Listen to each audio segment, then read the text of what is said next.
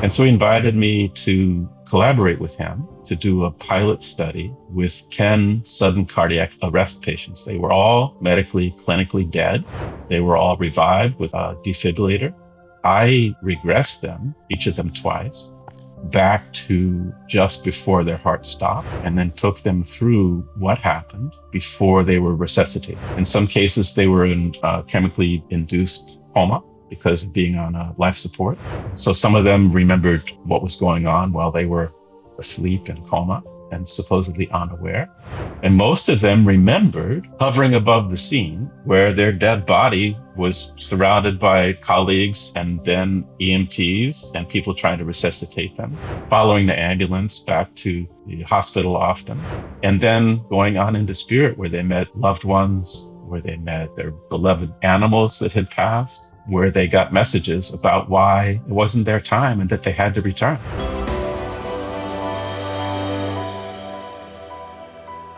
Well, hello, Paul Aurand. Welcome to the show. I'm truly honored by you joining me and really looking forward to our conversation. How are you feeling today? Excited and really happy to be here.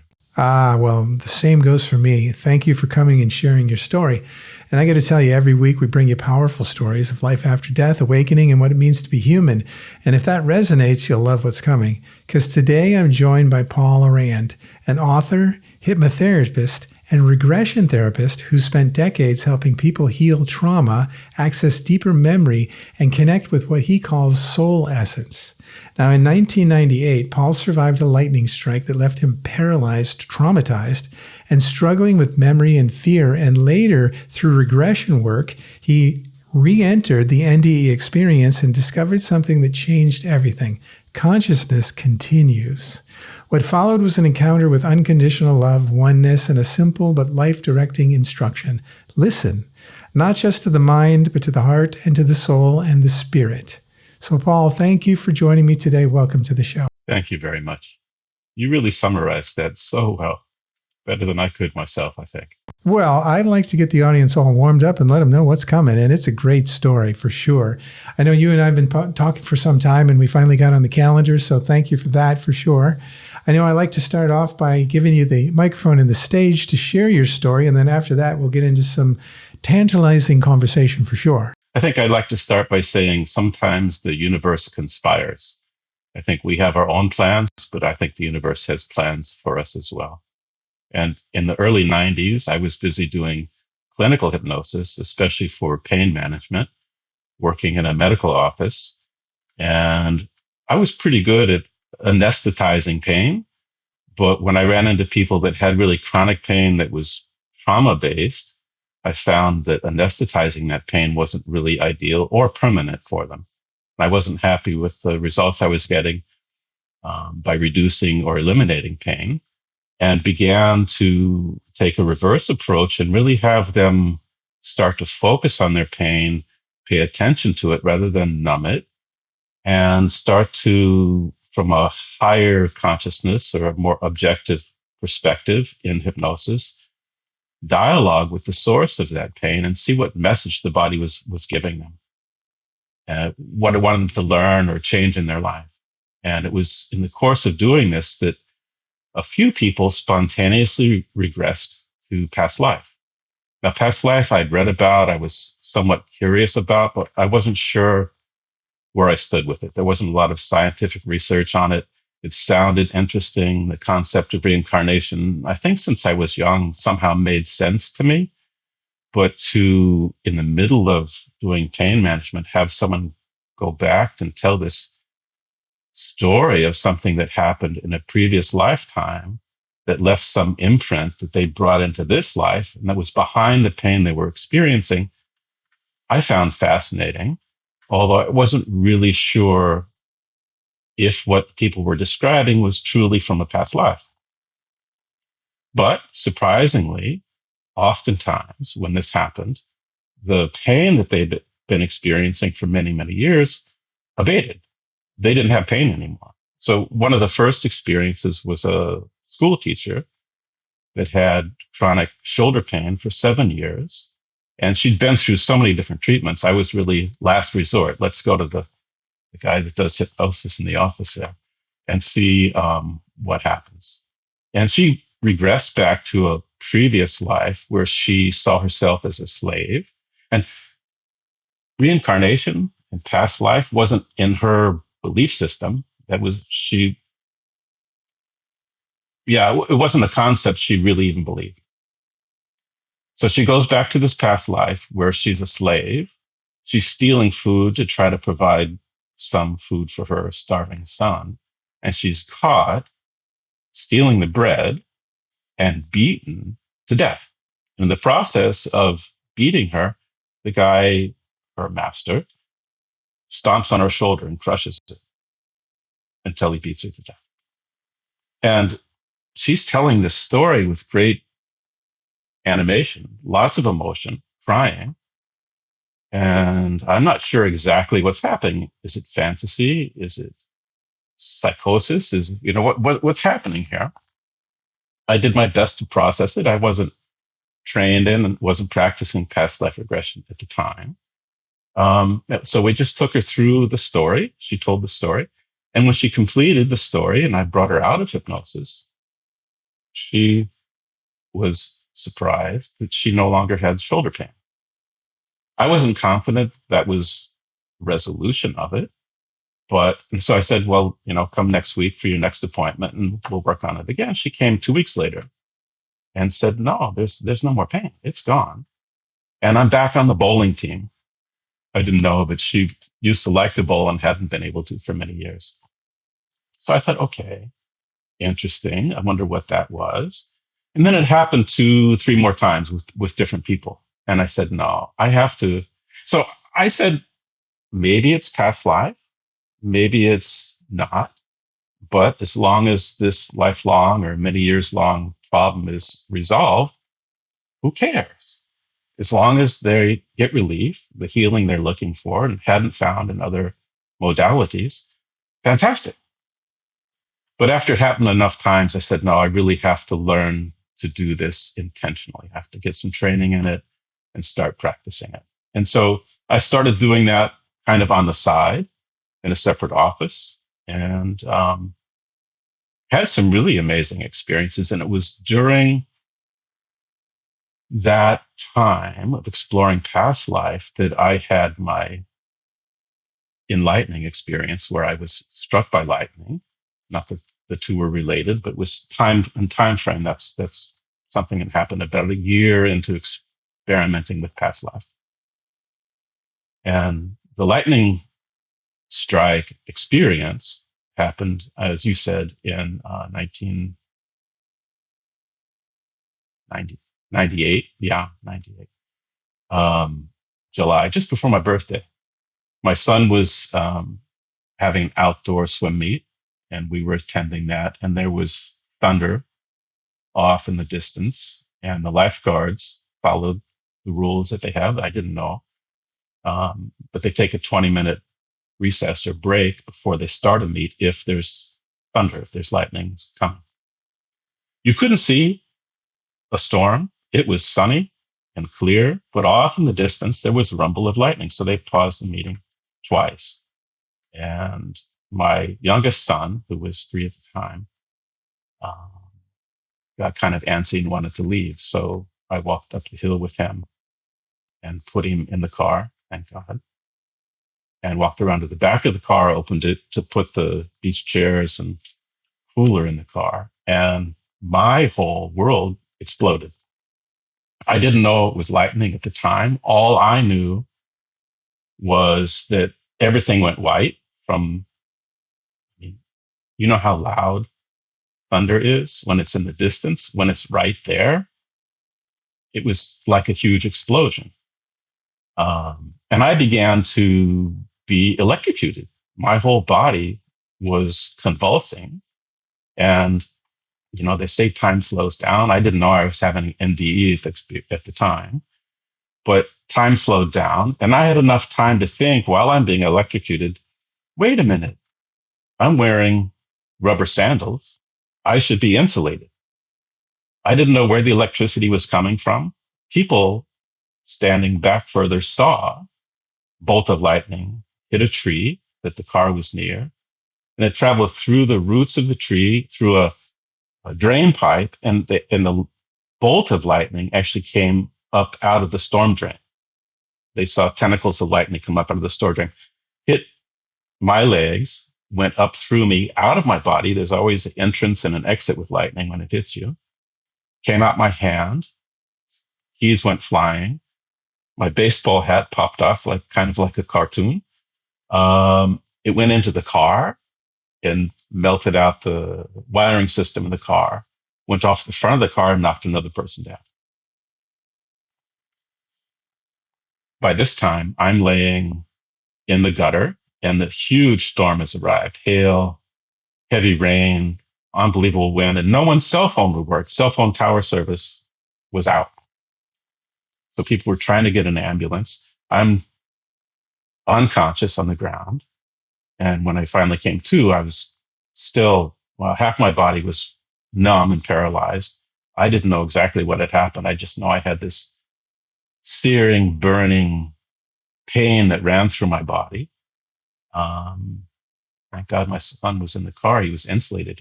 He wasn't grounded. So he saw and heard it, but he wasn't affected by the lightning. It took 45 minutes for the ambulance to get there because the roads were blocked by fallen trees. And they don't really know what to do with a lightning strike survivor. So we were sort of experimental. They got me in the ambulance, took me to the hospital. In the hospital, I began to be able to move again, walk. I was pretty much out of my mind. I knew something really profound had happened, but I was a bit out of my mind. I think people told the story. I had a lot of memory loss, but I had some memory of walking through the hospital with a blanket or something on my shoulders, talking about being this Jesus Christ or the Savior or some saint or something. Yeah, there was something that happened to me, but didn't know what it was. After a lot of tests, they released me from the hospital and sent me home. The car didn't operate. We had to have people take me home. They didn't say don't drive a car. I think they should have suggested that. But anyway, I got home. The next morning, I had insurance at the time that if you didn't report an emergency room visit within 24 hours, you weren't covered. And so somehow I had enough wherewithal to call my insurance company. I felt like in the morning, I felt like I'd been run over by a dozen dump trucks. Every muscle in my body hurt. My mind was totally fogged. And I was really afraid to touch anything electronic, the refrigerator, the stove, anything. Anyway, I got on the phone and called the insurance company, and they said, well, wait a minute. And they had me on hold for the longest time. And finally, they came up back on, asked me a bunch of questions and said, no, you shouldn't be home. You need to be in a hospital.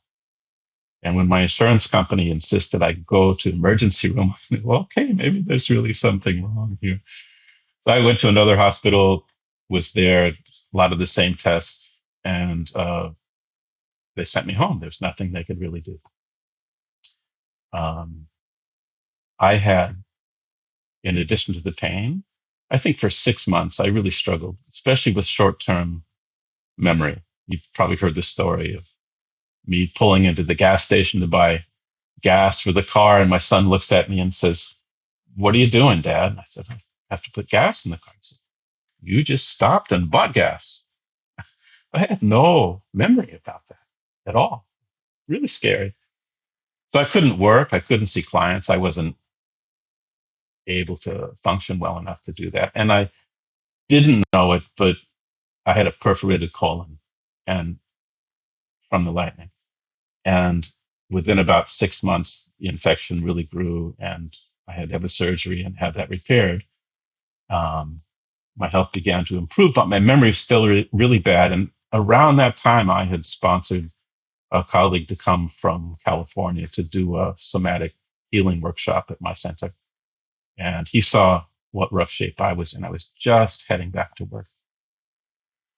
And he offered to use me as a demonstration for the class. And he did a hypnotic regression on me back to just moments before the lightning hit. And I think the opening scene for me was me putting my son in the front seat of the car. That just, of course, brought a lot of emotion. And then he took me through the whole thing very slowly, in slow motion. And he took me through the actual lightning hitting my body and took time to release it from my body. He had me lying on a pad on the floor, and my whole body began to, first my legs started moving, and then they started to kind of pound the floor, and then my whole body was pounding the floor. And he encouraged me to welcome the lightning into my body instead of resisting it, because I had resisted with every ounce of my being, because I knew, again, I didn't know where it was coming from, but I knew I was being electrocuted, and I knew if it continued, I wouldn't survive. Luckily, lightning doesn't last. It's very powerful, but it doesn't last that long. And it threw me. I landed on my head and then was in the street unconscious. So what I recovered during the regression was that missing sort of 10 minutes of having been struck and then being unconscious.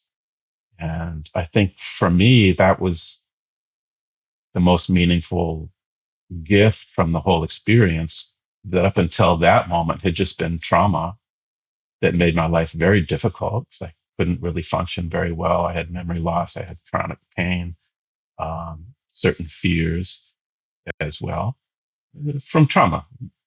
It's pretty normal. But there was a huge gift in this whole experience that was really forgotten, which I found later. I'll talk about my study with sudden cardiac arrest patients, because we saw a lot of similarities from the trauma and from the drugs administered. People forget what happened in that in-between time. And there's such gifts there and messages there. It's really interesting to take them back to that experience and recover those gifts and those messages, which is what happened to me. There I was out of my body.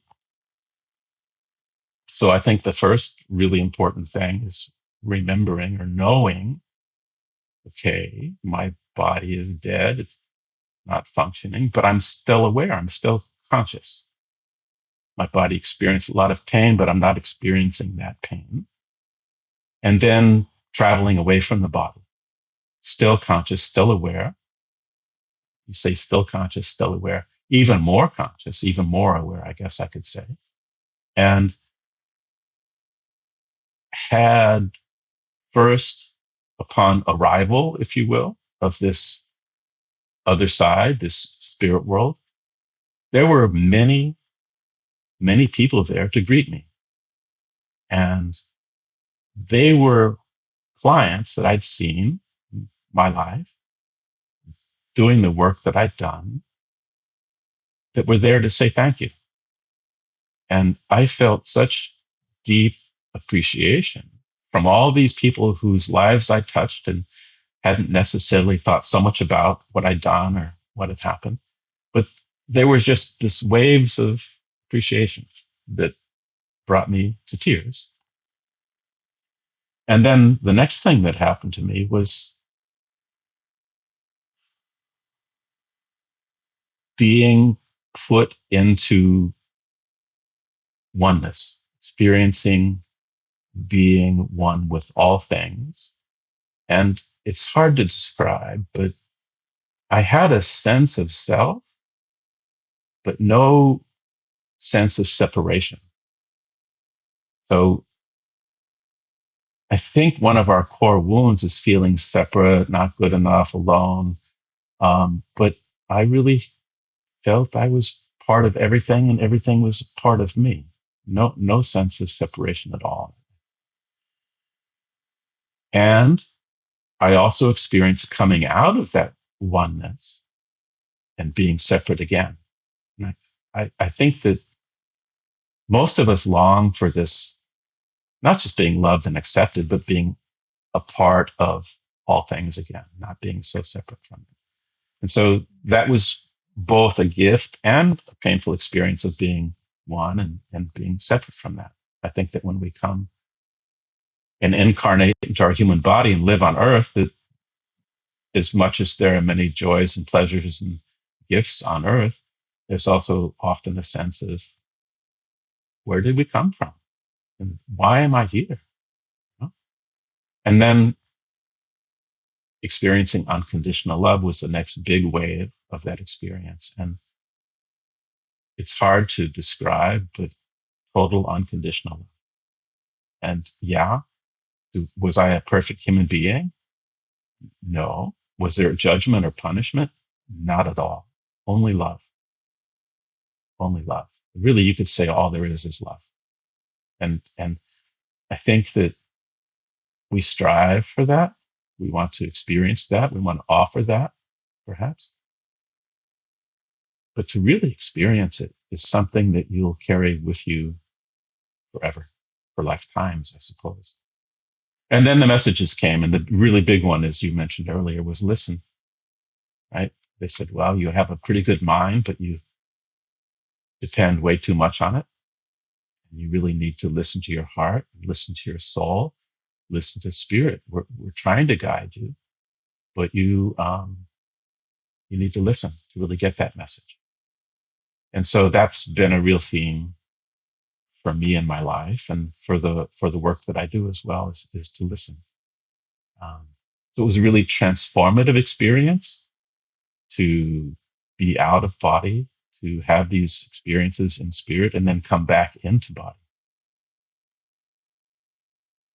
To recover those memories through the regression opened some doors to me that hadn't been opened before that. And it was after that regression, about 6 months after the lightning strike, that I really dedicated myself to trying to figure out how, through the hypnotic work that I was doing, to help someone have that kind of transformational experience, the kind of transformation that NDEs talk about. I didn't even know the word NDE until this happened to me. But when I listened to their stories, I said, yeah, that's very much like my story. How can I conduct a session for someone so they can have the same benefits of a near-death experience without being killed or without having the trauma that was involved in it for most people? And I didn't know. Somehow past life regression felt like it could bring that about somehow, because people, as much as they're curious about what kind of a person was I or what did I do in the past, I think having your own personal experience that makes you know beyond a shadow of a doubt that our consciousness continues, that we have a soul that lives after our body, or lives in a number of bodies and lifetimes. I think moving beyond the concept or the belief in reincarnation and having the real experience through regression, that, oh, I am more than my mental mind. I am more than my human physical body. And I've had other existences, other lifetimes, gives you a very different perspective of your own life and of others as well. Yeah. So, yeah, thank you. Hmm. Well, yeah, I think the next step for me was in the trying to figure out how to help someone have this kind of profound transformative experience, is what led me to Michael Newton and the Life Between Life regression work. In 2001, a colleague invited me to come assist at this training. It was the first time that, after 40 years of research, Michael Newton was doing a training to train regression therapists to learn how to do this work that he'd been doing. And he had found a doorway. He'd found a pathway after the death scene in the past life. he started experimenting with, well, what happens after that? And he had people first spontaneously and then intentionally regressing them into spirit after they died in their previous life. And I watched him do this demonstration. He only did one in his lifetime. And that was at this training, the first training that he offered that I was at. And I watched him do this and I said, this guy has figured it out. He figured out how to give someone that between life experience, that near-death experience without the trauma, where they could remember why they came to Earth, what they hoped to accomplish, what they hoped to learn, where they could experience love, where they could meet guides, where they could meet loved ones that were supporting them. And I completed that training and I never looked back. That's been my main focus ever since 2001. And along the way of doing those sessions, I worked with a cardiologist in Canada, and he came and trained with me how to do regression therapy. He was more focused on his medical practice than doing hypnosis, but he saw the power and the possibilities that exist with it. And so he invited me to collaborate with him to do a pilot study with 10 sudden cardiac arrest patients. They were all medically, clinically dead. They were all revived with a defibrillator. And I regressed them, each of them twice, back to just before their heart stopped, and then took them through what happened before they were resuscitated. In some cases, they were in chemically induced coma because of being on life support. So some of them remembered what was going on while they were asleep in coma and supposedly unaware. And most of them remembered hovering above the scene where their dead body was surrounded by colleagues and then EMTs and people trying to resuscitate them, following the ambulance back to the hospital often, and then going on into spirit where they met loved ones, where they met their beloved animals that had passed, where they got messages about why it wasn't their time and that they had to return. That is unbelievable. So you're telling me that and this study's amazing because you went after folks that had cardiac arrest. So they died, but of course they were also revived later with a defib.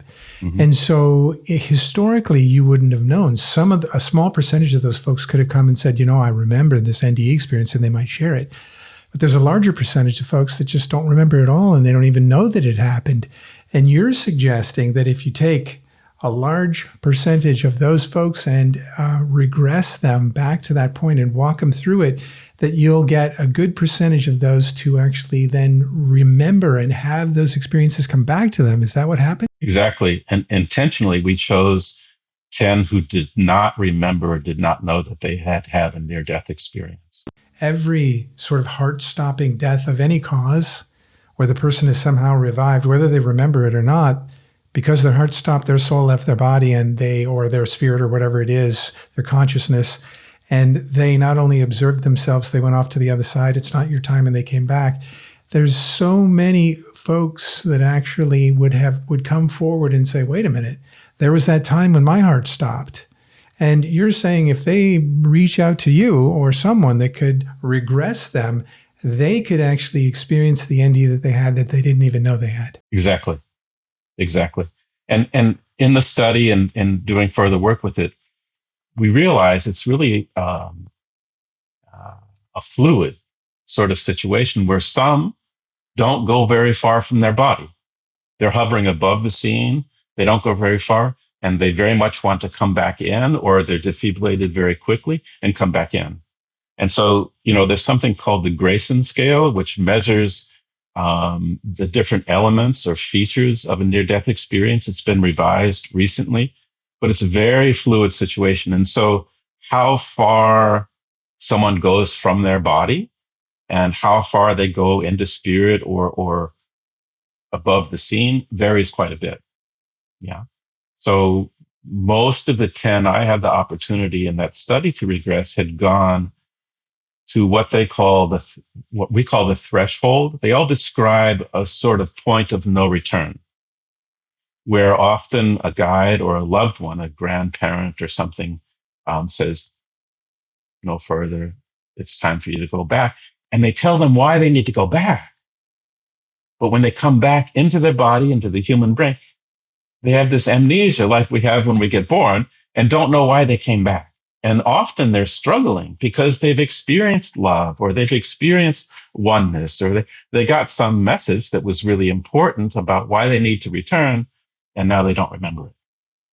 And so if we can help people remember why they came back, what the messages were, what the gifts were, I think it's tremendously healing and helps achieve the transformative experience. It helps them remember the transformative experience that they have. Did you find a correlation between heart activity and those that were brought back and then remembered the NDE, as in the heart stopped and flatlined for a minute or 10 minutes or whatever?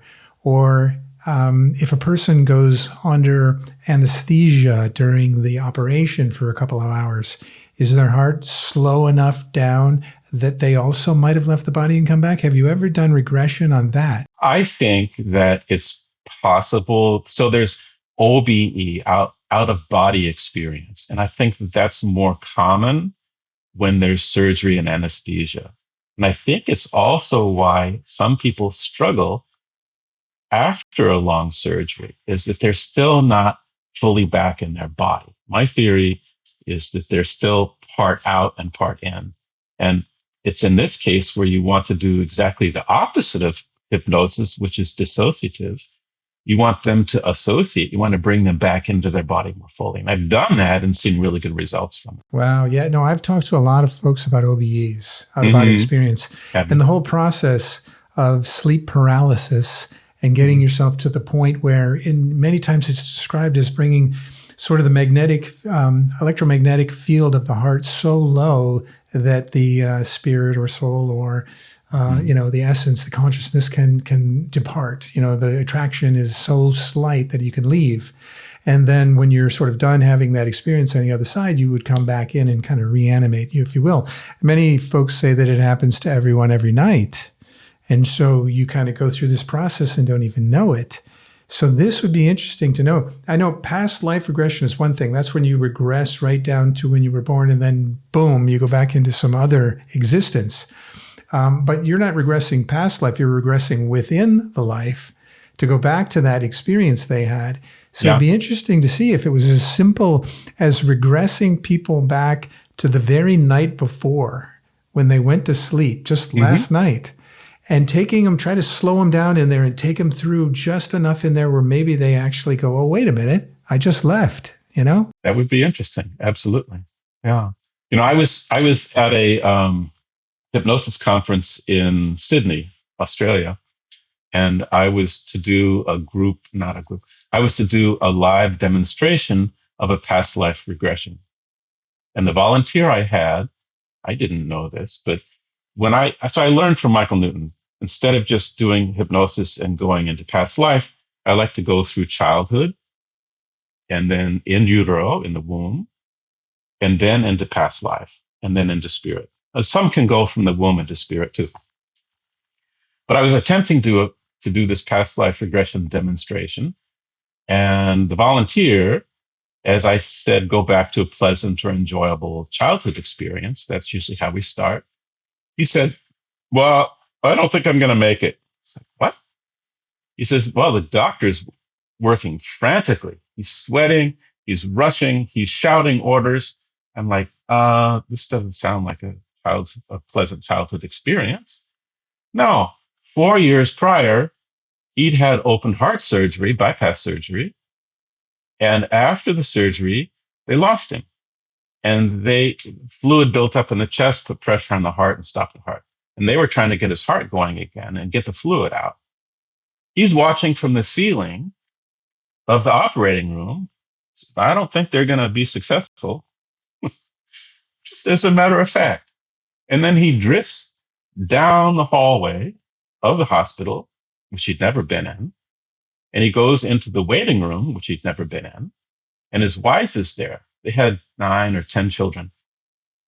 And the nurse or one of the doctors is telling his wife, we've lost him. We're trying to resuscitate him, revive him now, but prepare yourself. He described what the doctor told her. He described what she thought once she was told. She went down kind of her checklist of things she was going to have to do. He described the furniture and the carpet or the floor in this waiting room that he'd never been in accurately. He went home that night and talked to his wife, and she confirmed everything he told me. That was my first NDE regression, again, accidental, universe conspiring. You're going to experience this in front of 300 people. You're trying to do this thing, but we're going to have you do this thing. Yeah, there's great potential in it, I believe. Oh, I believe too. Steve Burgess is a guy I interviewed last year on this topic, and afterwards he offered his services to me. And he said, you have an issue. I like to do trauma, sort of reconciliation. I said, well, I guess I have claustrophobia, and I've never known why, but it really bothers me. He did a past life regression on me, and long story short, I found that I was buried alive. Oh. And I relived it, and I was hyperventilating, and it felt like I got hit by that same lightning bolt you got hit by. And it was so unbelievably physical and raw. And he said, stay in it, like you said before, sort of welcome that lightning into you, and work through it. And so I did. And he even offered a follow-up session, but I'd said to him, I think we got it the first time. And since then, in various situations, I haven't felt the claustrophobic nature at all. Beautiful. So personally, not only did I feel the effects and being remedied of that, which is interesting, but the thing that happened during the experience, I can't just pretend and just make that up. I mean, my entire body lit up like I got hit by 1,000 volts. And so to me, something real happened there. I don't know what it was. And it had a remedial effect as well. Beautiful. So I think there's a lot there.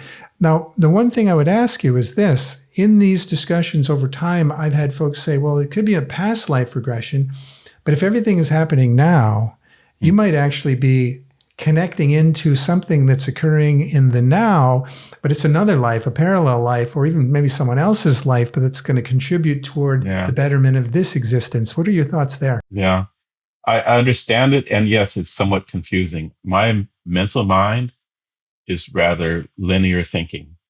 And I think it helps me be a good presenter, a good educator. But once we're in spirit, there is no time. It's all now time. And so, what we call the past may well not be the past at all.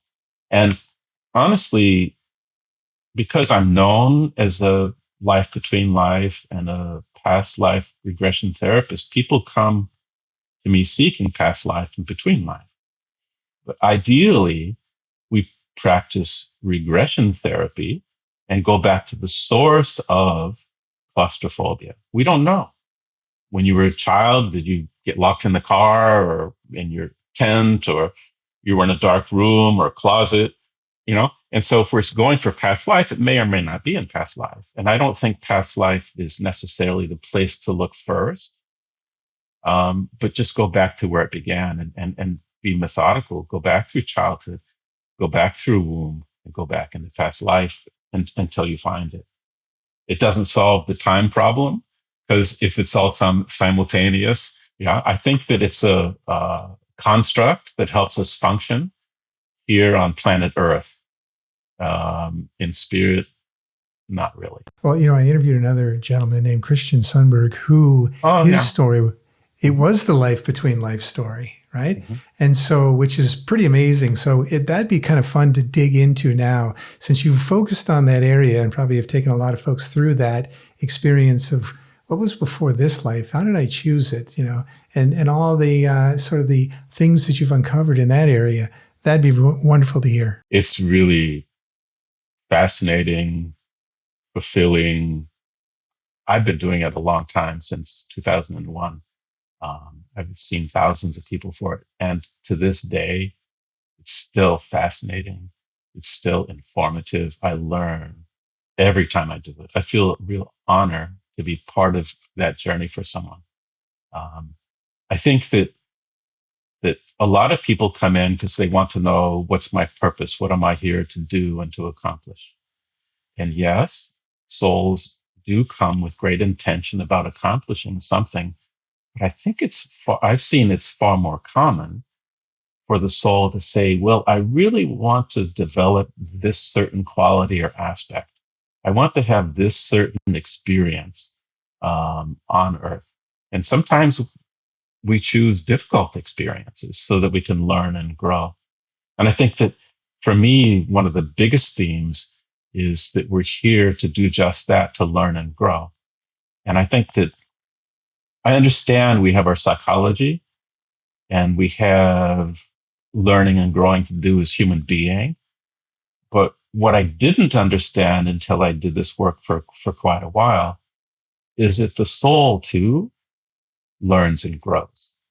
And just as the human being has certain emotions that we store from difficult experiences, and we have certain beliefs that we form from those experiences, and we form certain survival strategies, things that we learn to do to stay safe and to get the love and acceptance that we really want.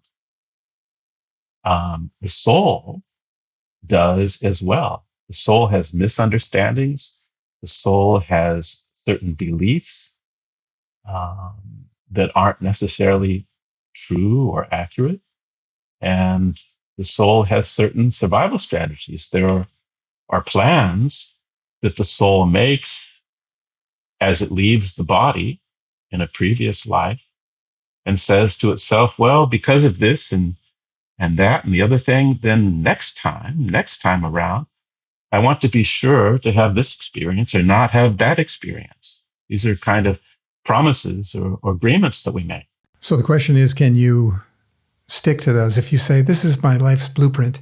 Now we have free will. So, it's going to kind of nudge us back onto the plan that we put together, but it does allow us to do free will in theory. And so how much pre-planning is there in it, and how much free will is there layered on top of it? What have you found? Yeah, the free will question is a really big question. And the more I've done this work, the more I wonder about free will. It seems we have free will. And I will say the value of doing regression therapy, past life or between life, is that we can, from a more enlightened place, a higher perspective, look back at the decisions that we made on a soul level and review them and say, well, that really made a lot of sense then, but look how it's having this negative impact on my life now. And we actually have the ability, the free will, to change that. It's not cast in stone. It's not permanent. We can look at it.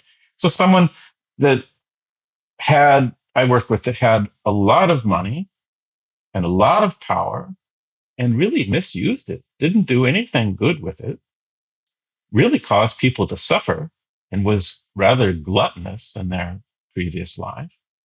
And the soul looked back on that at the end of that life and said, well, I really regret having had all that money and power, never having done anything good with it, just lived like a glutton. Next life, I shouldn't have any money or power. And then in this life, struggled, worked hard, but wondered why money went out as fast as it came in or faster. And struggled feeling controlled and put down. And went back to this lifetime of gluttony and self-absorption and being cruel to others, and saw that as a result of that, decided, well, next time I shouldn't have any of that. And so the fix, if you will, was, well, we call it a reframe. I don't do it for the person, but have them look at it. Usually they come up with it on their own. And the conclusion was, well, this life, I could have money and power and use it to help people, use it in a beneficial way. I don't have to not have money or power. because I misused it in the past, I can have it and use it in a better way this time. And that's where this work is really therapy that is pretty hard to achieve through normal talk therapy or therapy that can't go pre-verbal with somebody. Well, I agree. If you take them on a regression and they have a powerful experience and they come out of that, and then you're able to do what you said, which is reframe, they really can take an objective, almost third-party look at their current existence, and kind of reflect on prior potentially, and course correct in the middle. And so that's pretty cool. So from that, is there any guidance that would apply to almost everyone in wherever they are in their life right now as to how to reflect back, even short of a regression, just to be quiet, be still for a moment, and go deep inside, and from that, some sort of course correction they can do that would make going forward more pleasant for them now. And, based on other discussions I've had also, it also makes the life review when you're done more pleasant also, since it might be more positive than negative as far as that contrast goes. Yeah, I think that finding a way to do your own life review is really important, and not wait till you're dead or gone or this life is over. And to do that life review in a as compassionate and loving way as possible, because I think we are indoctrinated to believe that there's a price to pay, that there's some punishment, there's some retribution, there's some harshness that's going to occur for the things that we didn't do well, or the things that we did that were cruel or unloving. And there is no punishment. From all of the sessions that I've conducted, there's no punishment in spirit. The only punishment is self-imposed. And so I think that conducting your own life review, however you want to achieve that, whether it's through meditation or journaling or reviewing your life or regression, to do it in a loving way. My experience of guides in spirit greeting someone that's even been cruel in their lifetime, they're greeted with love, they're treated with love, and it's all looked at as a learning and a growing process. And so I would say conduct that life regression for yourself in a loving way.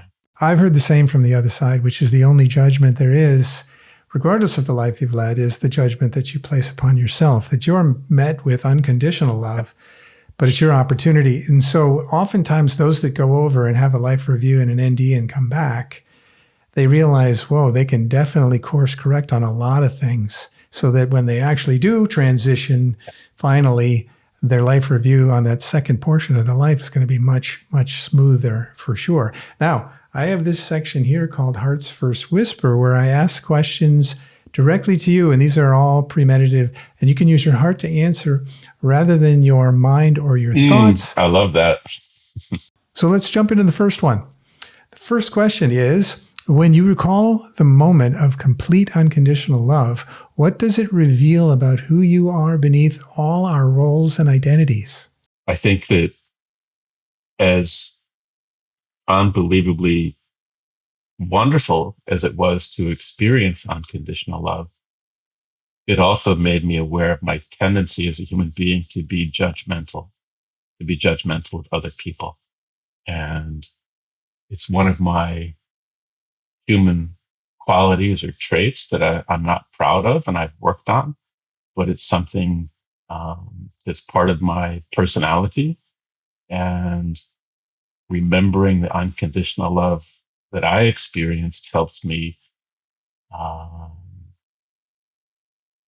display that or communicate that or feel that for others, and do my best to override that tendency to be judgmental. So because you know that about your humanness, that you might be judgmental, now that you know it and it's conscious to you, are you able to catch it more often when it arises? Yeah. And one of the things I've learned through doing this work is that we have a human personality and we have a soul nature. and they can be quite different. And so, yes, rather than looking outside myself for something, looking for my more true nature, authentic nature, what I call soul essence, and doing my best to express that in my actions, in my words, in my being.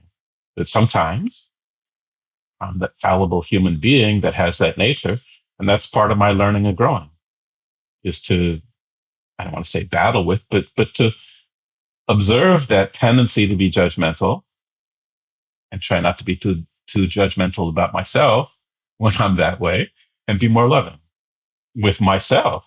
Sometimes that's harder than it is with doing it with other people. Oh, definitely. Oftentimes that's harder. Mm-hmm. And that's good that you pointed that out. It isn't just thinking about judgmental on others, but definitely on yourself. I think that's one of the biggest areas folks could recognize and try and, trigger themselves when it happens to break themselves out of that pattern. That's wonderful.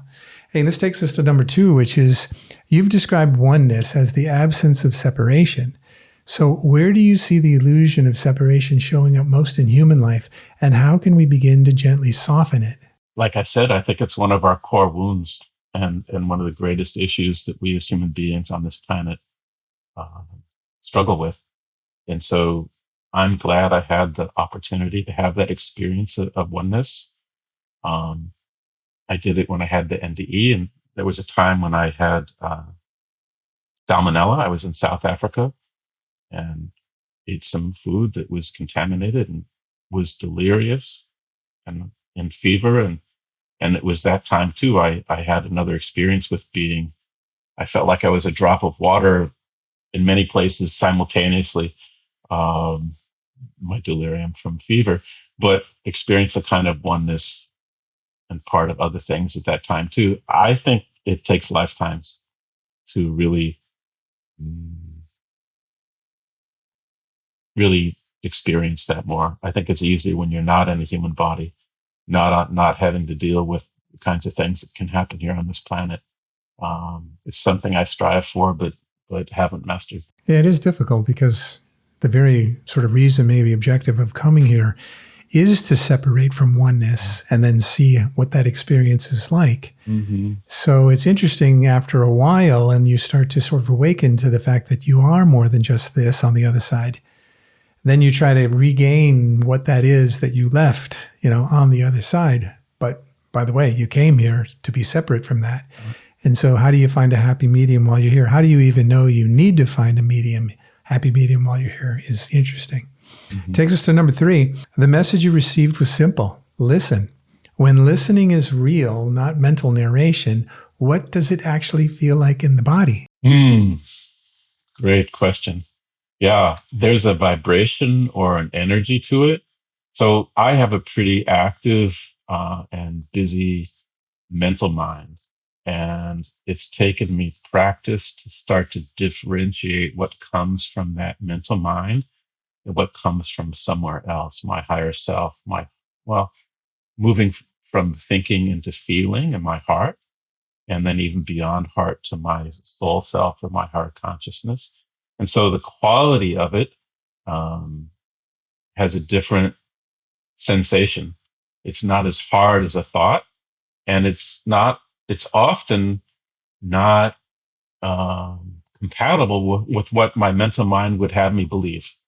And that's when I really trust it, both in sessions I'm conducting for people. I can't believe that. That's when I really trust it. So when my mind says, no, can't be, that's when I trust it.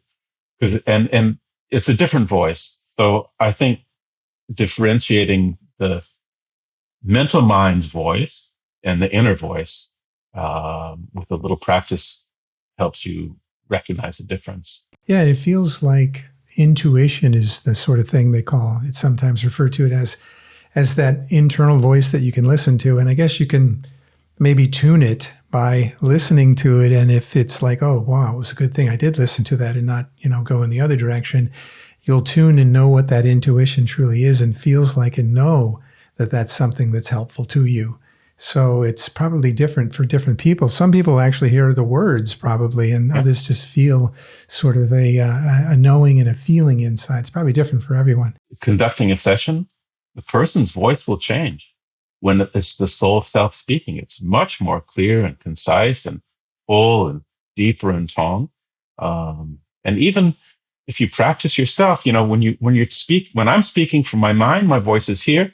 When I'm speaking from my heart, it's more from here. When I speak from my intuition, there's a different resonance to it. And so watching that in yourself, I think, can be really helpful. That is phenomenal. Hey, in another dimension of this, feels like I've talked to folks that do automatic writing, and it seems like that also might be something to listen to. My wife does it almost every day. I'm not able to do it, but she does it almost every day. Really? So tell me more about that. I mean, not from your personal experience, but hers. It just flows out of her, and then when you read it, when she reads it, you go, wow, where'd that come from? Yeah. So she'll meditate briefly, and then she's able to write. And not the handwriting's different, the size of and the words used are different. And so sometimes it's a guide, or sometimes it's a loved one, and sometimes it's their own inner wisdom. I love that. Yeah, I've never tried it. I should probably try it to see if I'm one of the folks that can actually do that. But I think that's amazing, because there are those that channel, they actually channel that wisdom through. And it might be channeling into a knowing, or it might be channeling into a transmission, speaking it through you. And automatic writing, very powerful. Number 4, through your work connecting with the incoming soul before birth, what do you sense the soul most wants us to remember about why we came here? The things that I hear most frequently are, you're not alone. We are always with you. You are loved. Those are the 3 really big messages I hear and sense and feel. And other thing I think is that life sometimes beats us down.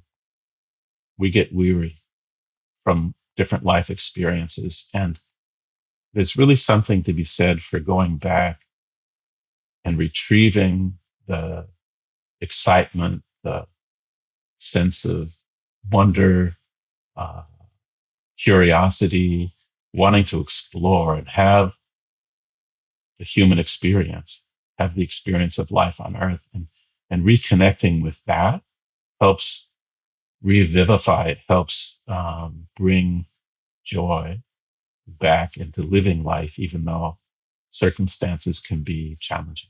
Yeah, that's beautiful. The notion of life here can be interpreted one way or another. I've heard others say life has no meaning, or life is meaningless is kind of a funny way to say it. And the meaning is up to you to decide. Are you going to choose that experience to be negative, or choose that experience to be very positive? So, it's funny. We have that choice. We kind of get pre-programmed earlier in life, and our subconscious mind gets potentially drug into one direction more than the other. But, you have that chance, as you mentioned earlier, to reframe things and change them. And I think that's why a lot of folks watch videos like this and podcasts, to hear from folks like you, because these are the things, the little takeaways that really can help them do a reframe. And that takes us to number 5. It kind of flows right into it, which is you've dedicated your life to helping people experience deep healing without needing trauma to get there. So what practice have you seen create the most immediate shift? And why do you think it works? For me, it's learning to move out of my conscious, rational, intellectual mind, which I need to function in my day-to-day life, and to move back into my heart center, my feelings, my emotions, my love for others and for myself, and to bask or bathe in that. Sometimes there are other difficult feelings there first, but just giving them space to feel those rather than judging them or pushing them away, and finding that loving place again within me, and then diving even deeper within. Sometimes that means connecting with my younger child self, and then going even further to reconnect with that higher consciousness, what I call soul self within myself. And that helps me reconnect with why I'm here, and, well, something beyond my humanness and my human personality that I feel is far greater. And then I'm more able to let that guide me rather than my ego or my mental mind.